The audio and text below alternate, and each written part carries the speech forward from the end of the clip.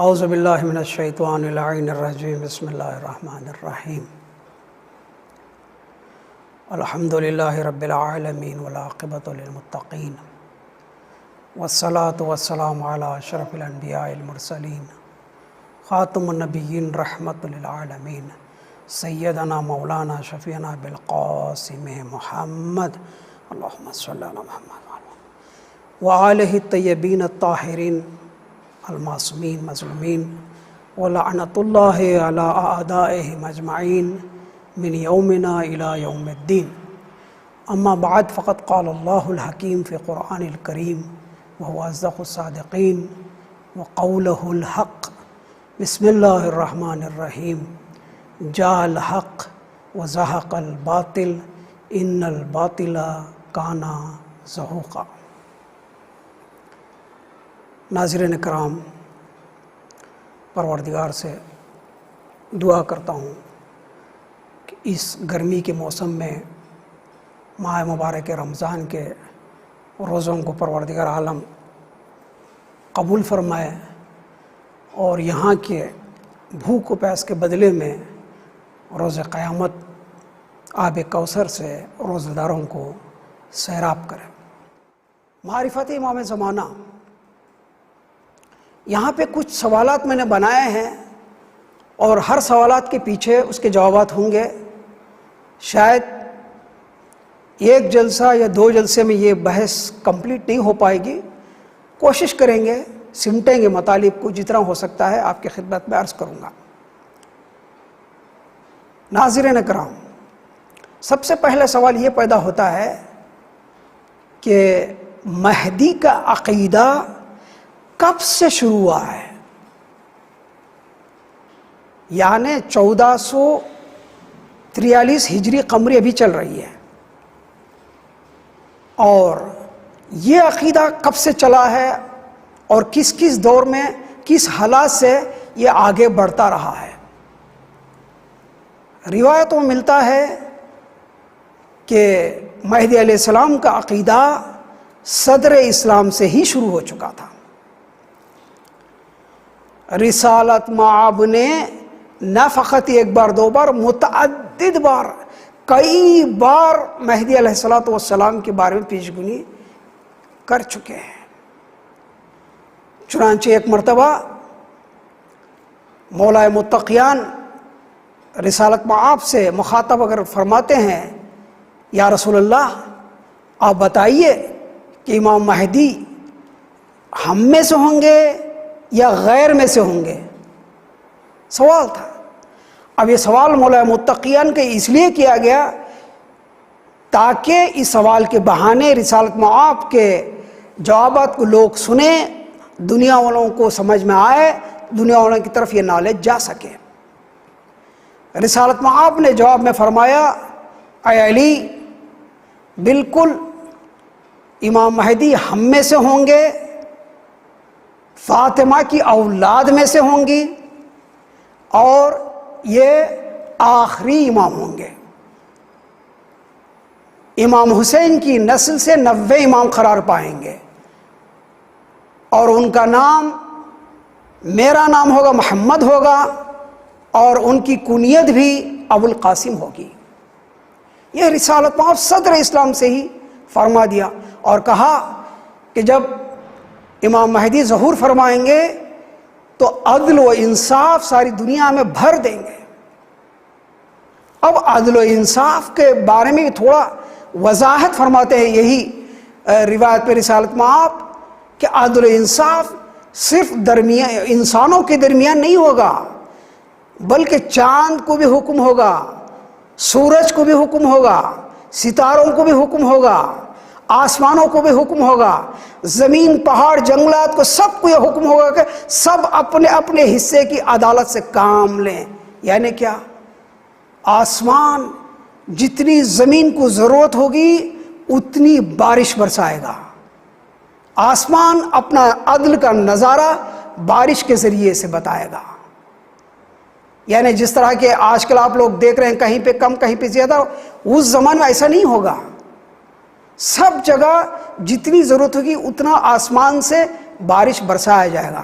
اسی طرح زمین کی عدالت یہ ہوگی کہ جو بنجر نام کی زمین نہیں رہے گی، ہر جگہ ہریالی ہوگی، ہر جگہ کشاورزی ہوگی، ہر جگہ زراعت ہوگی، کسان خوشحال ہوں گے۔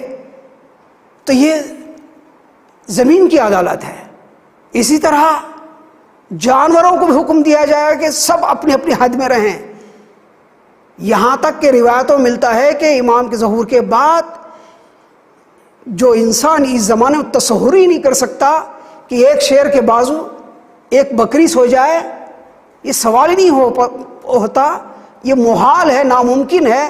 لیکن امام کے ظہور کے بعد روایتوں میں ملتا ہے کہ ایک شیر کے بغل میں بالکل پہلو میں ایک بکری بھی آ کے آرام سے سو جاتی ہے۔ یہ ہے عدالت، یہ ہے انصاف۔ جانوروں میں بھی انصاف برتنا ہوگا۔ اب انسانوں میں یہ تو انصاف تو کرنا ہی ہے، عدالت کو قائم کرنا ہی ہے۔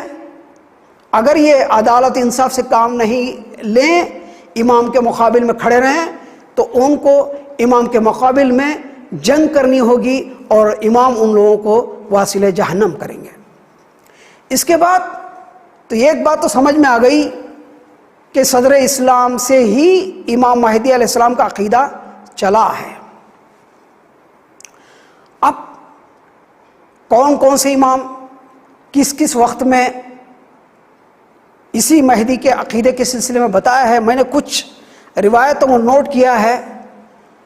ظاہر ہے تفصیل سے تو ہر روایت کو تو میں بتا نہیں پاؤں گا، لیکن کچھ روایتیں میں آپ کی خدمت میں ضرور بتاؤں گا۔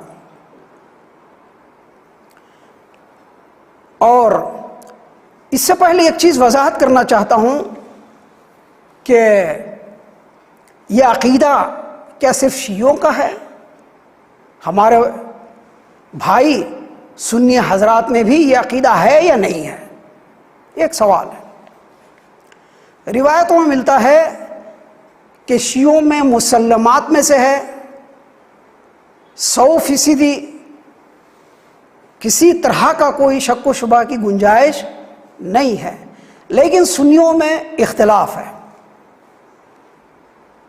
سنی حضرات اس بات کے تو قائل ہیں کہ مہدی علیہ السلام آخری زمانے میں ظہور فرمائیں گے، حکومت قائم کریں گے، عدل و انصاف قائم کریں گے، لیکن ابھی اس دنیا میں نہیں آئے ہیں۔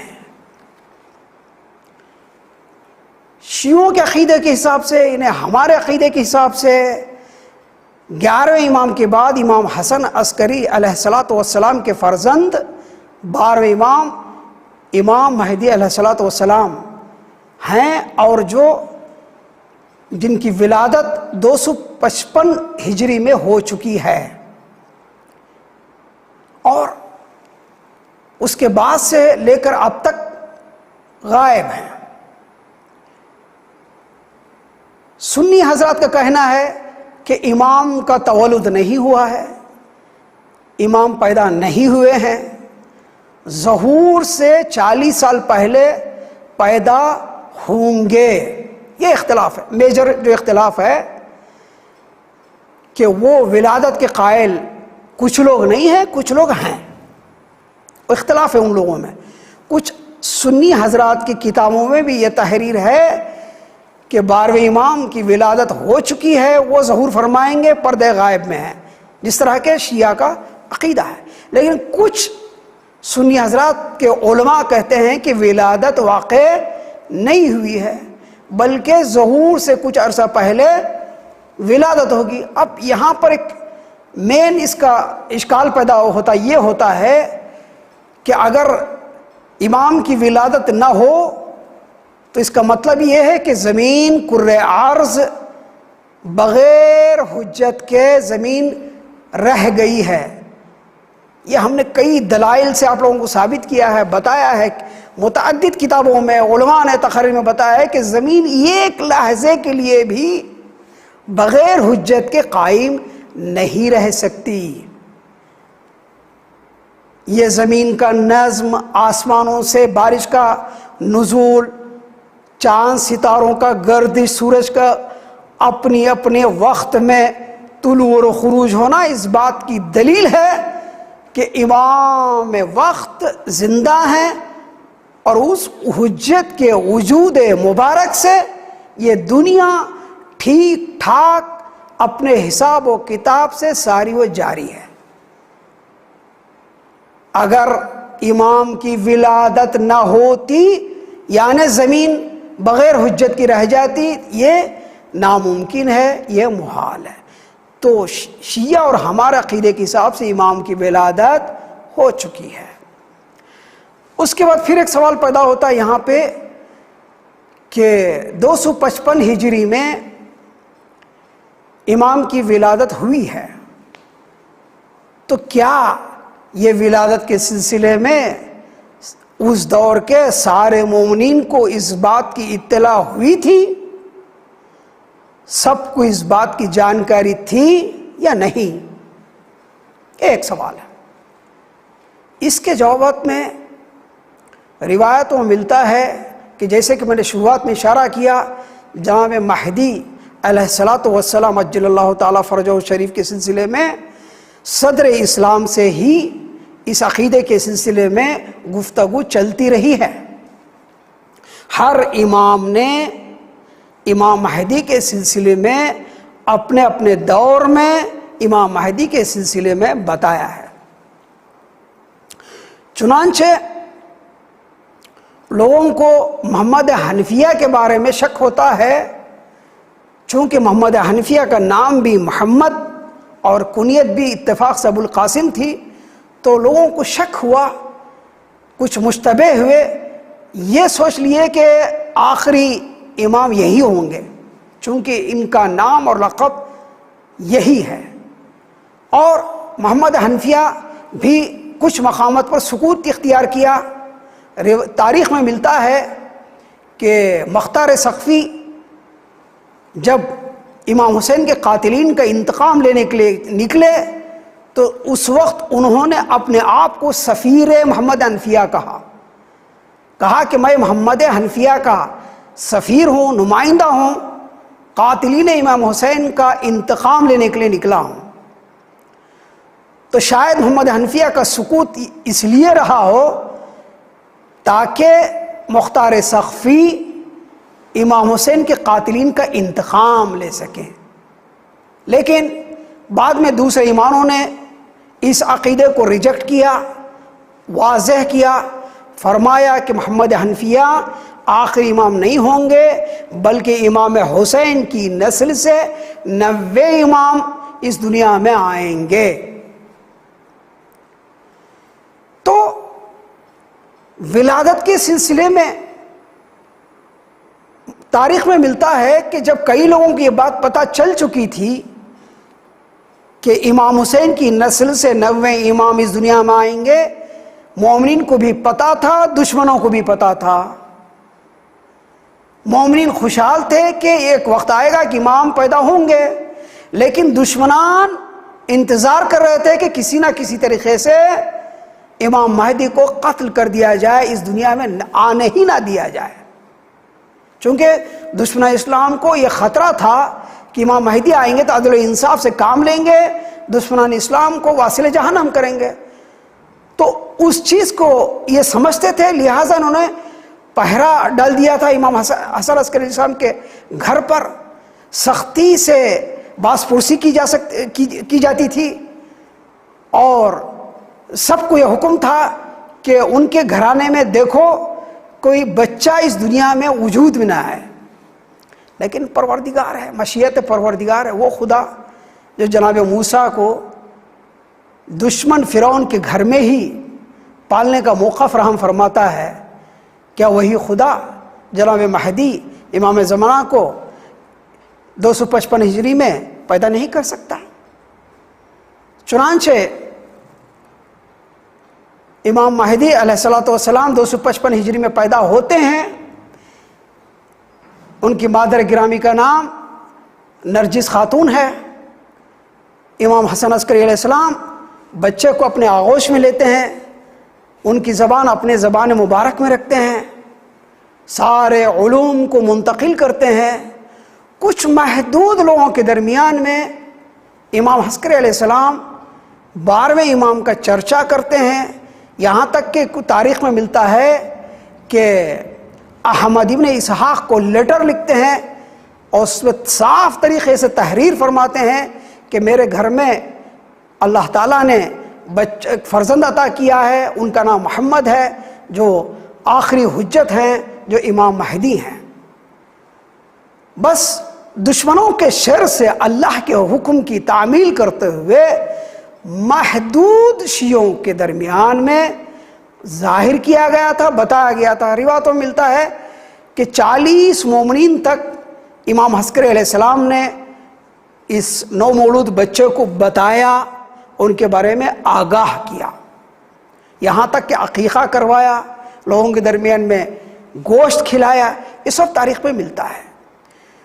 تو دشمنوں کے شر سے بچانے کے لیے مخفی میں رکھنا پڑا ہے۔ چنانچہ امام زین العابدین علیہ السلام اپنے دور میں فرماتے ہیں کہ امام مہدی اس دنیا میں آئیں گے لیکن ان کی ولادت کو مخفی میں رکھا جائے گا۔ یہ اسی کی طرف اشارہ ہے۔ امام زین العابدین کافی عرصہ پہلے بتا چکے تھے ولادت تو ہوگی پر مخفی میں رکھا جائے گا۔ چنانچہ 255 ہجری میں ولادت ہوئی، 260 ہجری میں امام حسن عسکری علیہ السلام کی شہادت واقع ہوئی، تو امام زمانہ کی عمر اس وقت 5 سال کی تھی۔ امام حسن عسکری علیہ السلام نے اپنے چاہنے والوں کے درمیان بتایا کہ میرے بعد یہ حجت ہیں، یہ امام ہیں۔ اب ایک سوال لوگوں نے کیا، کیا 5 سال کی عمر میں امامت ہو سکتی ہے؟ جواب یہ ہے کہ بالکل ہو سکتی ہے۔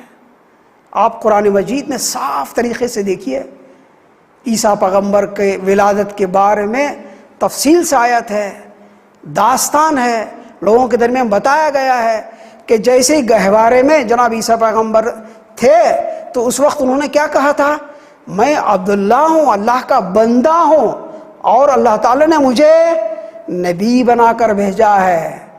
صاف طریقے سے روایت ہے، آیت ہے، واضح آیت ہے۔